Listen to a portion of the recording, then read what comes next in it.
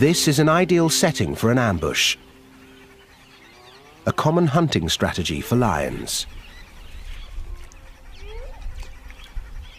But it tends to be a warm weather sport. In the dry season, there's little moisture in the vegetation. Grazing animals must come down often to drink. Lions know this. Three females enter the waterhole zone. Two grown adults and one young lioness, a novice. They're part of a pack that split off from the mountain pride. A hungry splinter group having a go at hunting on their own. Related lionesses form the core of any pride. They are the expert hunters. The secrets of their trade are passed down to the female cubs. This morning, the other pride members are sleeping in. Their alarm clock will be the sound of a kill.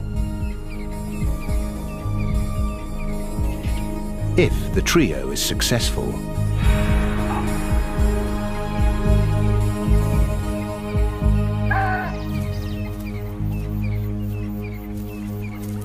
They take up their positions before any sign of prey. Lioness number 1 is equidistant to numbers 2 and 3, about 65 meters apart.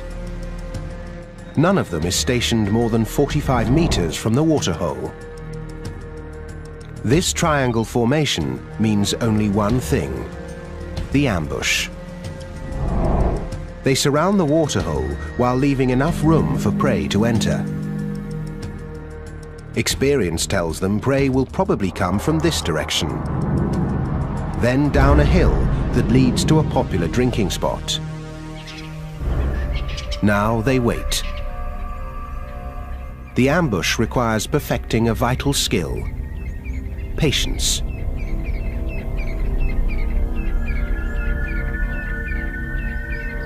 Two hours go by. Nothing.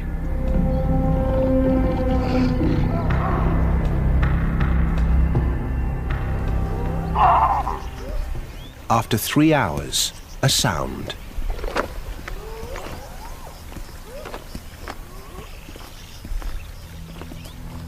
Thirsty zebra, from the direction the lions expected. They stop to assess the risk before going further. Zebra have learned that danger lurks in these parts, and they're prepared. They're fast, cautious, and travel in numbers. All excellent defenses against predators. But thirst makes them vulnerable. The distance closes between hunter and hunted.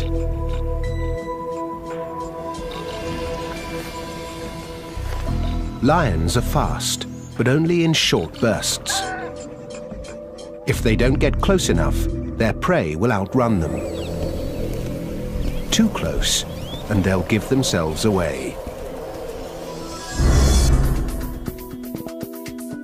Any of the lionesses can start the ambush. They'll wait for the defense to make their move. Once the zebra have got close enough, here in the red zone, a lioness will strike. Suppose cat number 1 leads the charge, but fails to take down the target. Cats 2 and 3 are in strategic positions to intercept the fleeing prey.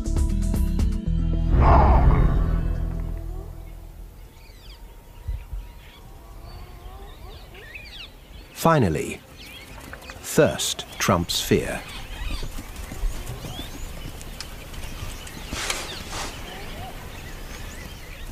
It's all going according to plan.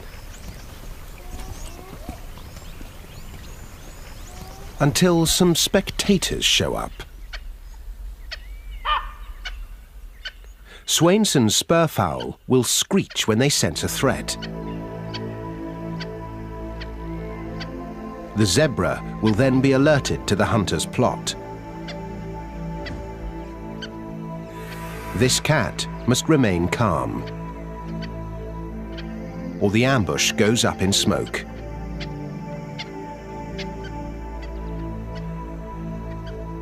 Luckily, this older lioness knows what to do.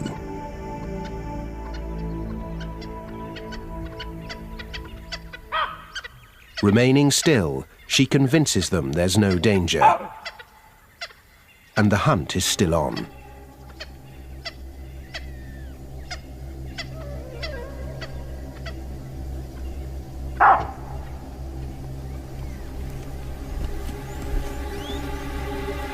Now success relies on the last stage, the timing of the charge.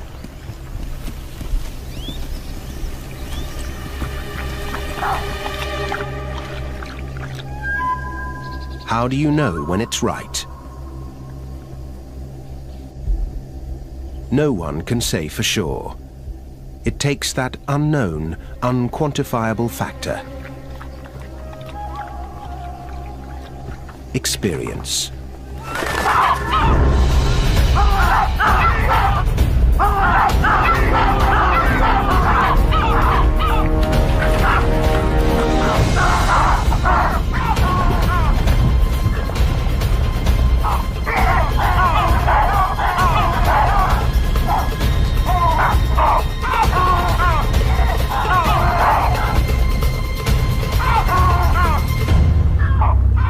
The attack ends in failure. So what went wrong?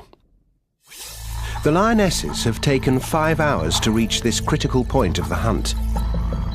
But it's the culmination of millions of years of pack and prey evolution that led to the outcome.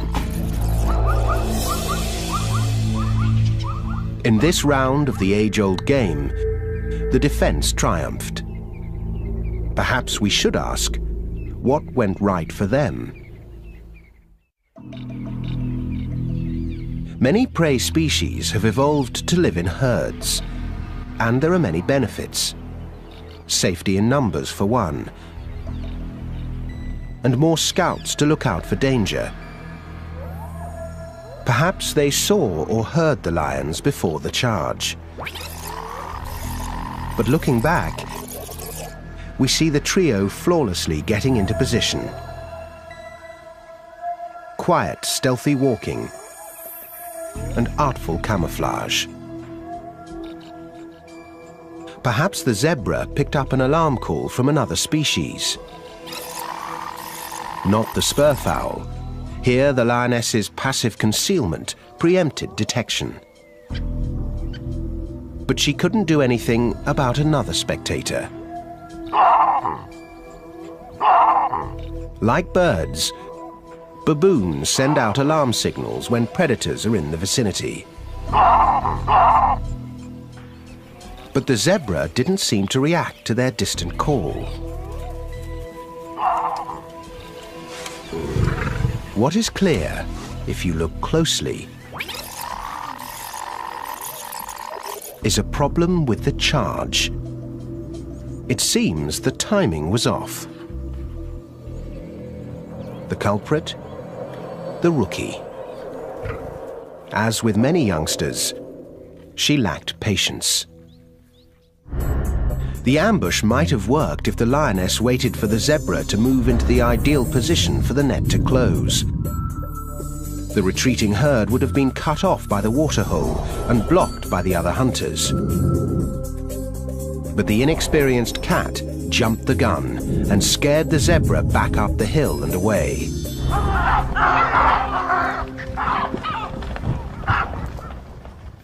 The downside of hunting in a pack is that you're only as good as your weakest link.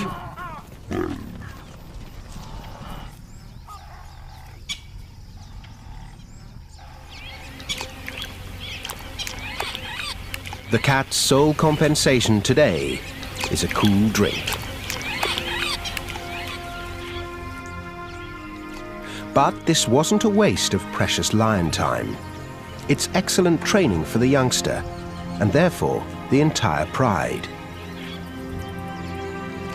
There's nothing like learning from losing. Even with the inevitable defeats, lions seem to understand that the benefits of pack hunting outweigh the drawbacks. On average, the group hunt has a 1 in 3 chance of capturing and killing prey, compared to the lone hunt's 1 in 5. But there are advantages to going it alone. A single cat can more easily stalk unnoticed. This lioness is a very experienced hunter. Surprise is her special weapon. She's good at sneaking up close to her prey, an important tactic not as easily achieved in a group.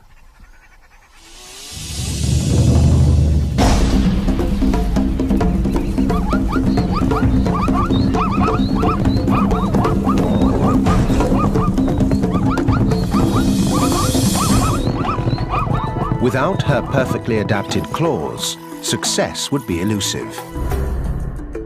Lion claws are retractable. When a lion is not hunting, claws are kept sharp under a protective sheath. As a lion jumps on the prey's hindquarters, it releases its claws and sinks them into the flesh like hooks. The cat tugs downward, while muscle and teeth take over, finishing the job. A lone hunter can keep more of the spoils for herself, but eventually she'll have to share with some of the others, even if she doesn't want to. Sharing is a lion thing. Most other cats are loners, but lions depend on each other to raise their young, to defend their territory, and especially to hunt.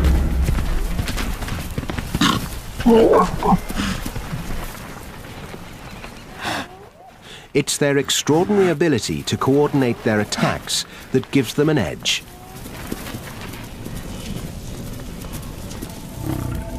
The mountain pride is skilled at the group hunt, but they're struggling. They can't seem to kill enough prey to quell their hunger. Something is getting in their way. A problem that might seem familiar to many species. Teenagers. Teenage boys. Normally, when the cubs reach 3 or 4 years, the dominant males kick them out of the pride. These elders won't tolerate sexual competition. But there are no adult males in the mountain pride. Perhaps they died or wandered off to join other prides. As a result, the young males have stayed at home. The mothers have tried to teach them to hunt to earn their keep, but they're mostly interested in sleeping in. These hulking teenagers have the strength and appetite of adults, but they act like cubs. The mothers and sisters must hunt more to feed themselves and all these growing boys.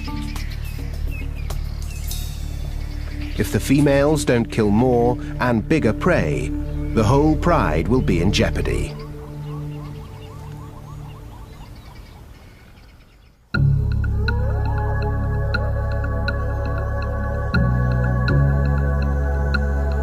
As night sets in, the females pick up a mouth-watering scent. Impala.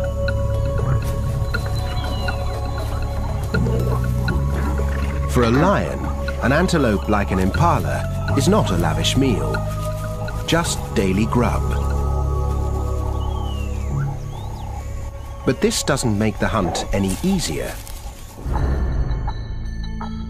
Impala use a kind of advanced warning system known as the flight zone. As soon as a potential threat crosses the perceived boundary, the animals know to run. The alarm system provides a head start. An impala knows it can outrun a lion if it takes off as soon as the alarm is triggered. The lions must respect the flight zone, get to know it, and eventually penetrate it.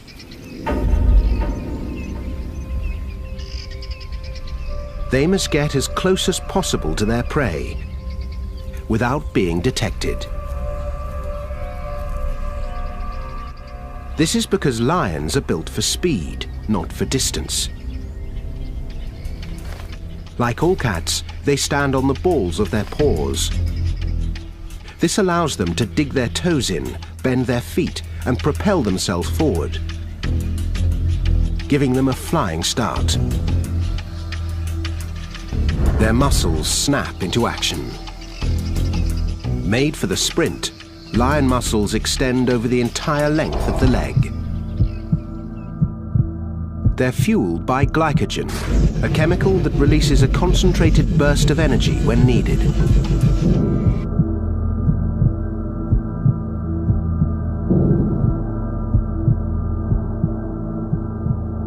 But it is short-lived.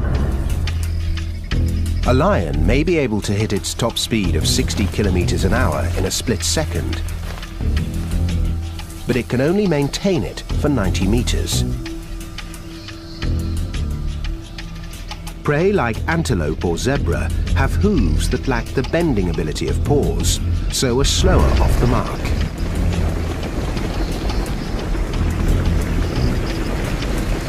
But once they get going, they can maintain their top speeds for much longer.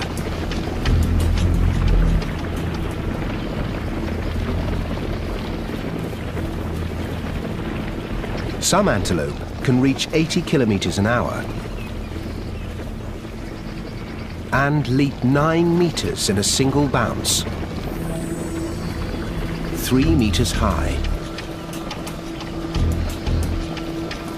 These leaps aren't only useful for the fast getaway, they may be an example of what biologists call pursuit deterrence. They leap around before an attack, as if saying, "I'm too nimble for you, so don't even bother."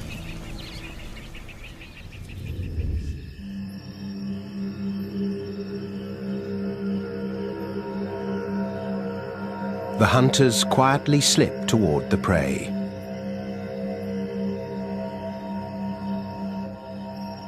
Tonight, the wind comes from the east, disguising the lion's sound and scent.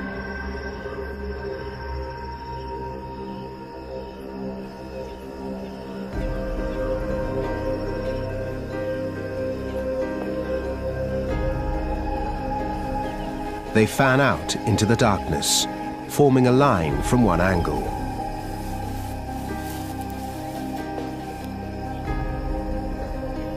They're foregoing the ambush option. Lying in wait is useless, since their prey is already in place. Instead, the cats decide to go for another strategy.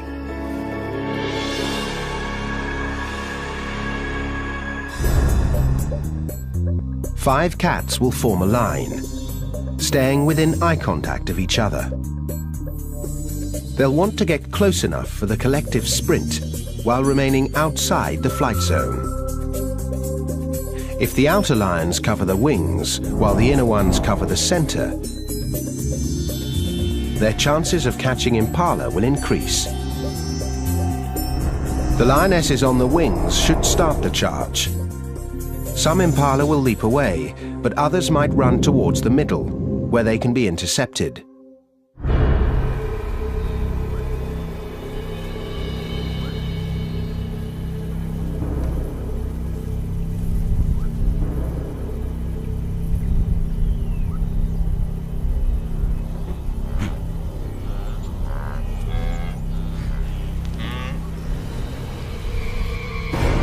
The impala sense something.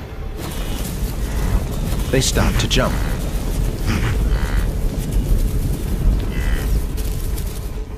But it's just a hippo, another vegetarian fumbling in the night.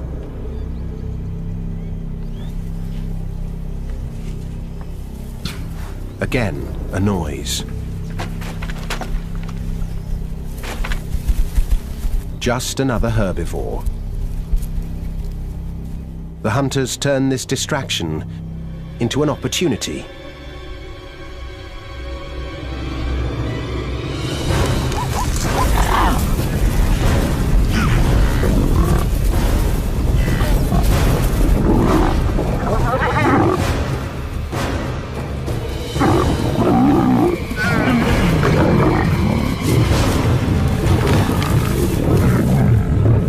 This time, it works. A stranglehold suffocates the prey. A number of important factors made this hunt a success. Firstly, the lions accomplished the task of getting close enough to the flight zone border without incident. Secondly, the lions did take up their positions as wings and centers, but with a slight variation. They launched the blitz in unison, creating massive confusion, capturing an unlucky impala in the fray. Thirdly, there were major problems with the impala's defense strategy. The leaps were on display, not for the lions, but for this bystander. Hardly a threat. The false alarms of the herbivores might have turned the impala complacent, discharging their leaps before they were useful. A lucky break for the lions. Why didn't the impala detect the real threat in advance? The lions moved into the wind, concealing their sound and smell, allowing them to close in on their prey before the attack. All these variables created the perfect storm of events, empowering the lions to make a killing. As in any battle, the outcome is determined by strategy, skill, and a little luck. Tonight, the female hunters are rewarded for pulling off their plan. But the victors will not be left in peace. Now that the mothers have done all the hard work, the 8 young males show up, proving they too have a worthy skill: stealing. They leave nothing for the lionesses.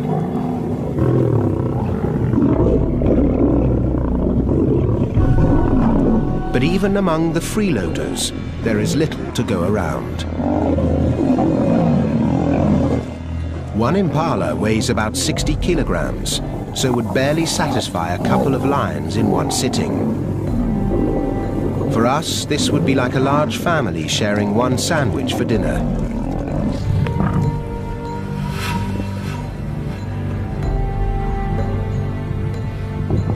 Desperate for a meal to feed the whole pride, they'll have to take extreme measures.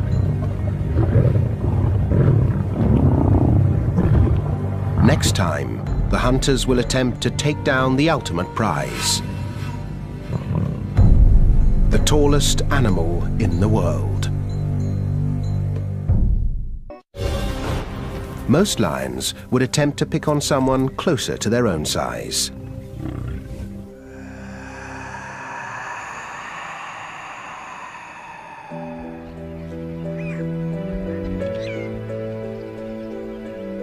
Out on the grasslands, a mother tends to her foal. It's safer here than in the dense forest. The sweeping view she has from way up high allows her to detect predators approaching from afar. Her flight zone appears to be larger than the impala's, probably because the giraffe is a slower animal and needs more time to get a head start. Through trial and error, lions know this. They also know if they penetrate this giraffe's flight zone, she won't run. She's a mother, and she will not leave her foal behind. There's no need for an ambush or blitz. Instead, the lions come up with another plan: the siege.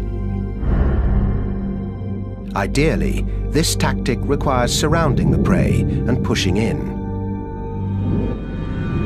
2 lions will distract the mother, while a third will sneak in and drag the foal away.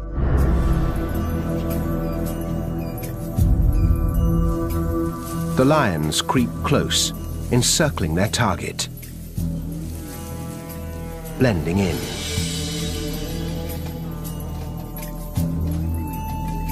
The foal gets tangled in the grass and lags behind his mother. The hunters seize the moment.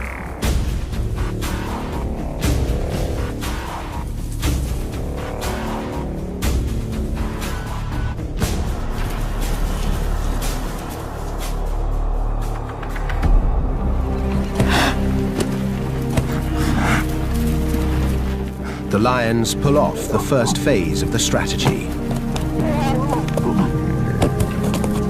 But now they'll have to contend with the mother's fury. They pause and reset their positions. The foal is injured. Suddenly, a 4th cat barrels in, distracting the mother. Without her, the foal is defenseless.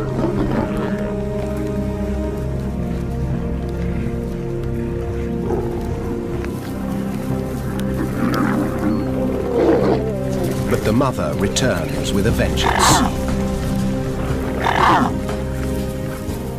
Suddenly, the tables are turned.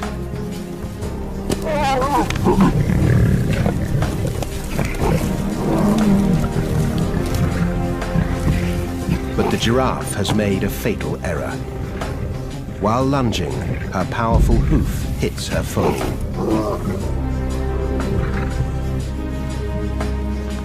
She seems to know what she's done. Perhaps fearing for her own life now, she flees.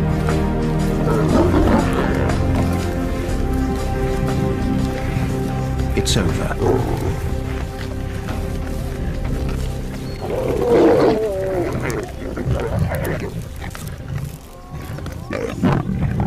In the end, the siege worked, with a couple of surprises that tipped the scales in the lions' favor. First, the 4th cat entering the scene successfully redirected the mother, letting the others sneak in. Second, the lions got lucky with the mother's terrible mistake. The law of unintended consequences has been good to the lions.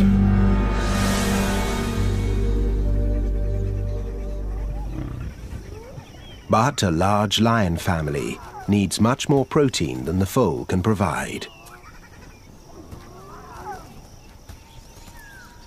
The mountain pride is hungry. They have no choice but to risk a more dangerous mission: a full-grown giraffe.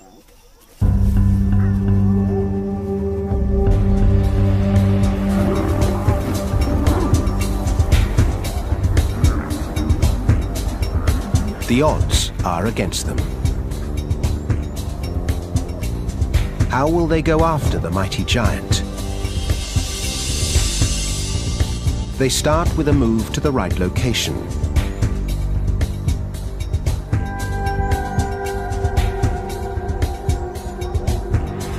To the edge of the mountains. Rocky terrain.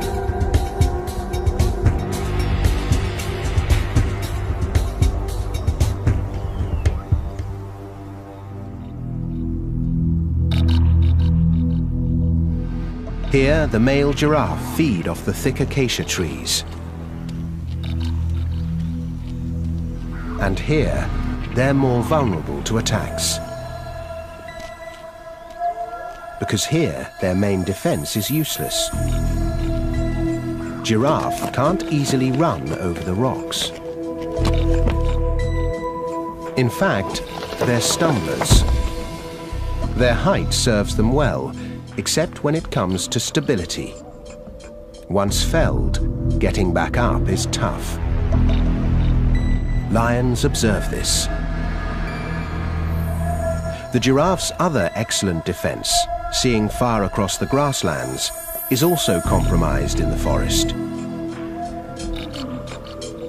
They can't see, and they can't run. Like the zebra risking their lives for a sip of water, the giraffe must sometimes trade safety for a meal.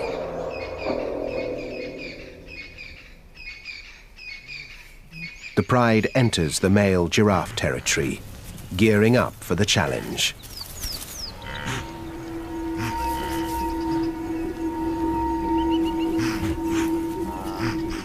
But a curious sight stops them in their tracks.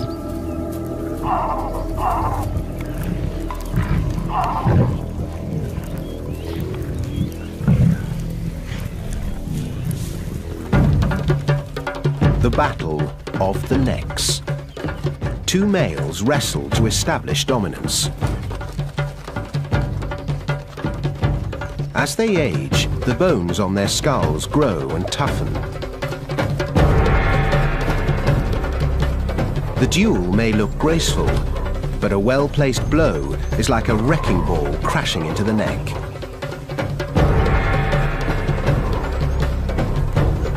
A lion's life is full of surprises, but problem-solving is part of the job. They definitely can't attack two giraffe. Maybe such a duel can be turned to their advantage. Surely the contenders will be exhausted after fighting.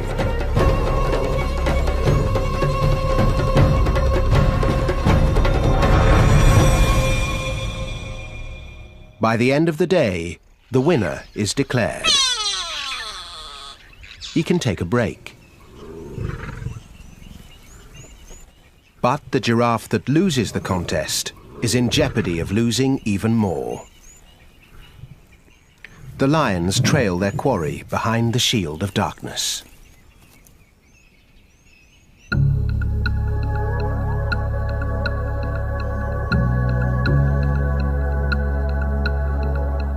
The mountain pride calls in more troops.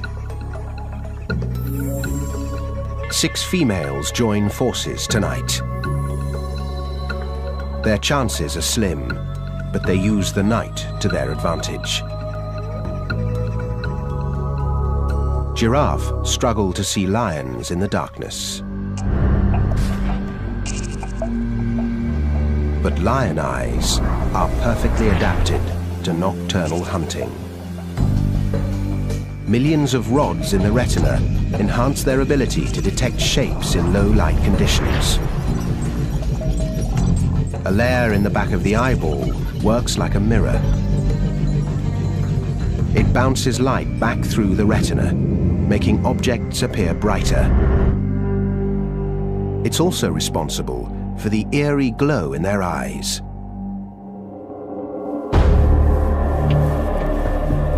The mountain pride picks up a scent in the maze of the forest.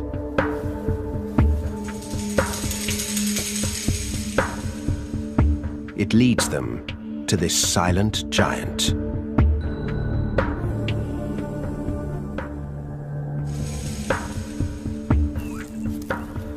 As with the female giraffe, an ambush or blitz is unnecessary. Instead, they'll deploy their siege strategy. First, the lions must herd the giraffe out of the trees and into a small clearing, giving them room to work. The pack will encircle him to within a meter of his hooves. At least 3 must distract the giraffe, while 1 jumps on his back. Then the entire team will wrestle him down.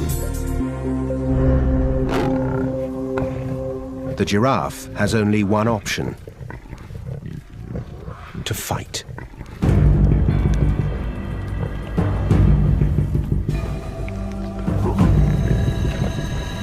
The lions attempt to flush him out of the trees.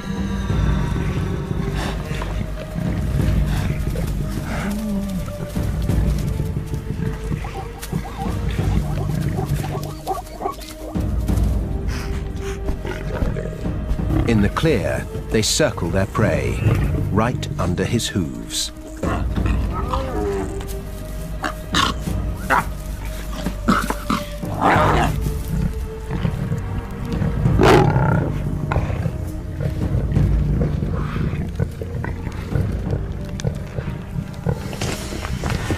The giraffe's back kick is its most lethal. Like a fast-swinging sledgehammer.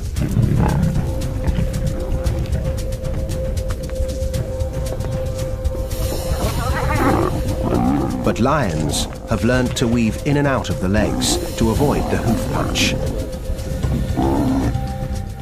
The front kick is also powerful, but more of a swat than a slug. Suddenly, one cat makes the leap.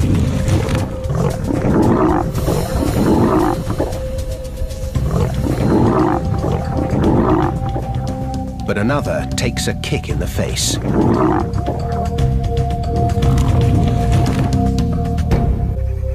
The defense holds its own. The cats are weary.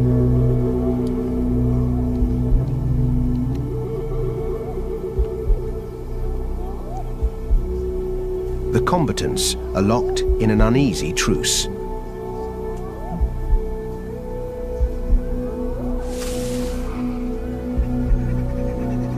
A decision to call it quits is looming.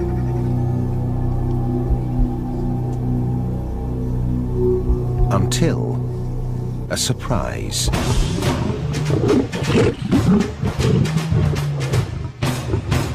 Reinforcements for the Mountain Pride arrive.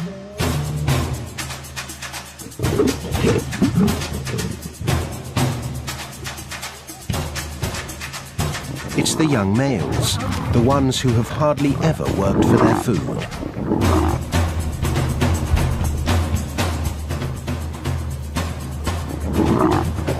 The extra troops break the deadlock.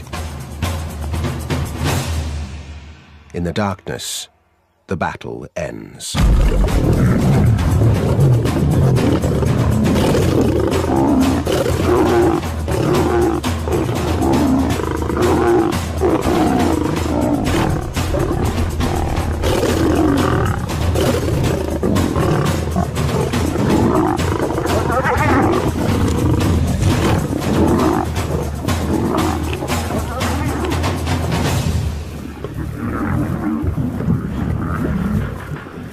Finally, the young males earn their meal, the hard way.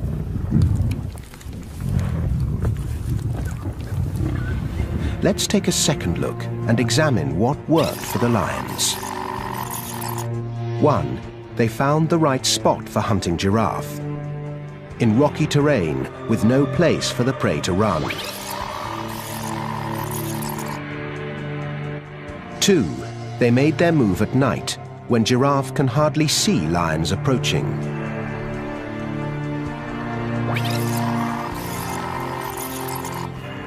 3. After herding the giraffe into a small clearing, they closed in almost directly under him, avoiding his kick, at least for a while. 4. A few cats distracted the giraffe, while one jumped on his back. This first attack may have seemed premature, but it contributed to tiring out the giraffe in the long run.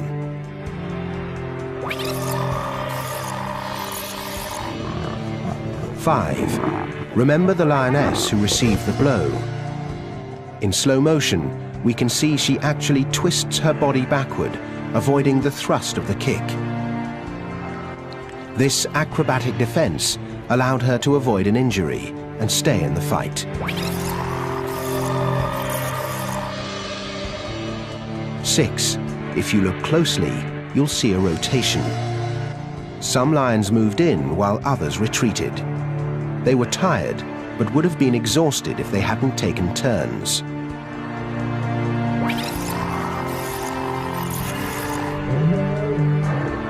Lastly, and perhaps most importantly, the teenage males entered the arena. The extra muscle enabled them to control the game and defeat the giraffe.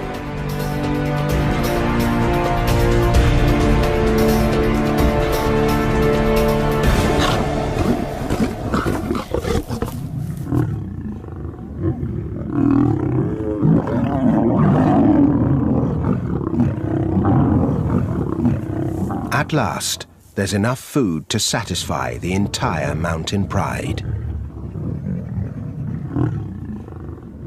It seems the young males are finally understanding the power of the pack.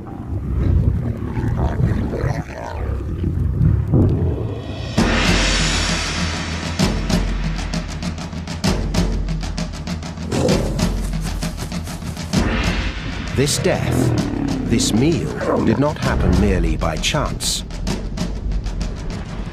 There are many tiny variables reacting off one another that determine the outcome of the battle.